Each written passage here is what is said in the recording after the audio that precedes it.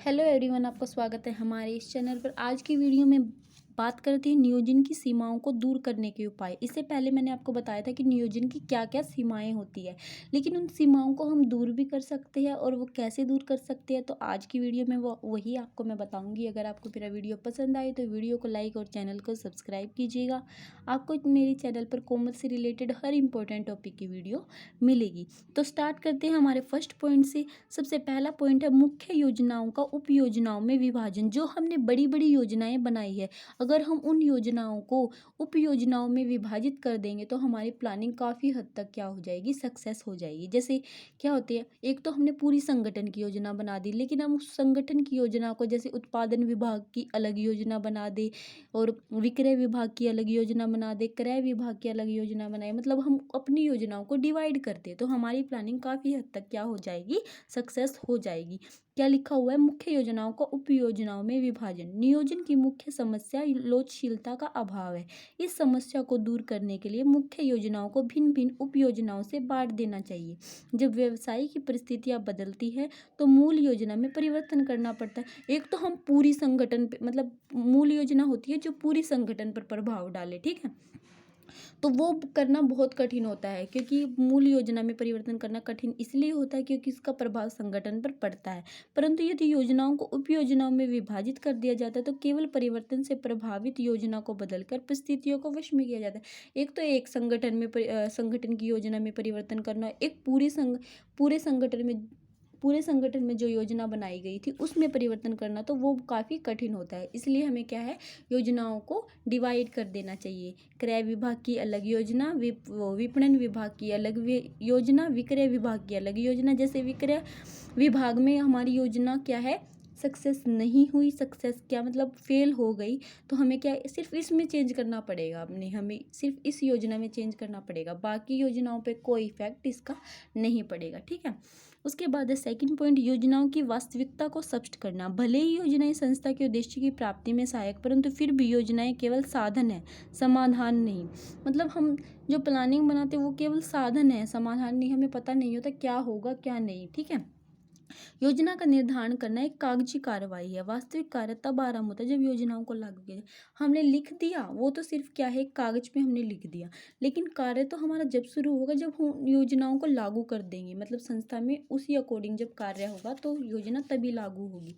इसलिए योजनाओं का प्रयोग उनकी वास्तविकता को ध्यान में रखकर करना चाहिए। कभी कभी अव्यावहारिक योजनाएं केवल योजनाएं ही बनकर आ जाए, मतलब ऐसी हमें एस्टिमेशन नहीं करना चाहिए जिनका हमें पता है कि वो नहीं होगा, ठीक है।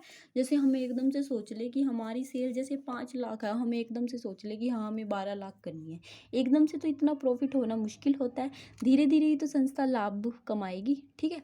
तो मतलब जो चीज़ें नहीं हो सकती उनके लिए हमें प्लानिंग नहीं बनानी चाहिए, ठीक है। मतलब व्यवहारिक होनी चाहिए, जो हो सके सिर्फ उनको ही, ठीक है, वही योजनाएं होनी चाहिए। थर्ड पॉइंट है सरल, स्पष्ट व व्यवहारिक योजनाएं। योजनाओं को सरल व व्यवहारिक होना चाहिए। सरल इसलिए ताकि प्रत्येक व्यक्ति उसे आसानी से समझ सके, अन्यथा जटिल योजनाएं विभिन्न प्रकार की समस्याओं को जन्म देती हैं। और योजना को स्पष्ट तभी कहा जाता है जब वह कार्य करने की निश्चित मार्ग बताती हो और तथा सब कर्मचारी अपने अपने कार्य से संतुष्ट हैं। मतलब योजनाएं स्पष्ट होनी चाहिए कि किसका क्या कार्य है, कैसे कार्य है। ये नहीं है कि हमें एकदम से अपना प्रॉफिट कमाने के लिए कर्मचारियों से बहुत ज़्यादा काम करवाने लग जाए। पहले वो 2 यूनिट का उत्पादन करते थे, हम उनको कह दें 7 यूनिट का उत्पादन करो, तो ये तो क्या है, ये अच्छी योजना नहीं है। हमें योजना इस तरीके से बनानी चाहिए कि सबको समझ भी आ जाए और सबका कार्य मतलब पूर्ण हो, मतलब ज़्यादा कार्य उनको हम ना दें। जैसे देखिए, कार्य से संतुष्ट होना चाहिए व्यक्ति। योजनाएं सरल व स्पष्ट होने के साथ साथ व्यवहारिक भी होनी चाहिए ताकि संस्था में उपलब्ध साधनों से संस्था के उद्देश्यों को प्राप्त किया जा सके। मतलब इस तरीके से योजना बनानी चाहिए कि व्यक्ति भी संतुष्ट हो जाए और साधनों का भी प्रॉपर यूज हो, ठीक है। उसके बाद है भारी वातावरण का अध्ययन। मतलब हमें समय समय पर भारी वातावरण का अध्ययन करना चाहिए कि सरकार की क्या नीति चल रही है, तकनीक क्या चल रही है, और राजनीतिक वातावरण कैसा है, सामाजिक वातावरण कैसा है, लोगों की पसंद क्या है, लोगों की रुचि, प्राथमिकता, सबका हमें बार बार से ध्यान रखना पड़ता है। फिफ्थ पॉइंट है विश्वसनीय तथ्य एकत्रित करना। मतलब जो रिलीवेंट डाटा है और जिन पर हम विश्वास कर सकते हैं, सिर्फ वही डाटा हमें प्लानिंग में यूज करना चाहिए। प्रत्येक योजना केवल तब सफल व स्थायी रहेगी जब उसे संबंधित पूर्वानुमान सहयोग, मतलब पूर्वानुमान हमें बहुत ऑब्जर्वेशन करके, बहुत ज़्यादा अनुसंधान करके एक तरह से इकट्ठी करनी चाहिए तथ्य, ठीक है, तभी हमारी योजना सफल हो सकती है। 6th पॉइंट है नियमित प्रशिक्षण व्यवस्था। भले ही नियोजन प्रक्रिया में विशेषज्ञों के परामर्श से सुविधा प्राप्त होती है, परंतु यदि संबंधित व्यक्तियों को योजना तैयार करने, उन्हें लागू करने में, परिवर्तन करने आदि के संबंध में प्रशिक्षण दिया जाए, मतलब हमें प्रशिक्षण देना चाहिए। जो व्यक्ति क्या है, योजना बना रहा है, उसे हमें प्रशिक्षण देना चाहिए कि आपको किस तरीके से कार्य करना है, कैसे योजना बनानी है, कैसे नहीं, तभी हमारी योजना क्या हो जाएगी, सफल हो जाएगी। उसके बाद है योजनाओं में स्थायित्व। किसी भी नियोजनकर्ता द्वारा बनाई गई कोई भी योजना स्थायी होनी चाहिए, अर्थात बार बार परिवर्तन वाली योजना, मतलब ऐसा नहीं है कि हर हर दिन हमें परिवर्तन करना पड़े। कभी कभार तो हो जाता है परिवर्तन, 10 दिन में, 15 दिन में, महीने 2 महीने में, तो ऐसी योजना नहीं होनी चाहिए कि जल्दी जल्दी परिवर्तन करना पड़े 1 या 2 दिन में। योजना हमारी स्थायी सी होनी चाहिए, ठीक है। 8th पॉइंट है विशेषज्ञों से सहायता। नियोजन को सफल बनाने के लिए, नियोजन की सीमाओं को दूर करने के लिए विशेषज्ञ, अगर कोई नियोजन में हमारी बाधा आती है तो उस बाधा को दूर करने के लिए हमें जो नियोजन बनाने वाले विशेषज्ञ हैं उनसे हमें क्या लेनी चाहिए, सलाह लेनी चाहिए कि इस समस्या का समाधान हम कैसे करें, ठीक है। उसके बाद 9th पॉइंट है हमारा कर्मचारियों की भागीदारी। जब भी हम प्लानिंग बनाते हैं तो हमें कर्मचारियों की भागीदारी लेनी चाहिए, उनसे भी कुछ इन्फॉर्मेशन लेनी चाहिए कि हम किस तरीके से योजना बनाएं, ठीक है, ताकि कर्मचारियों की पहल क्षमता में वृद्धि हो, ठीक है। तो ये आपके 9 पॉइंट हैं।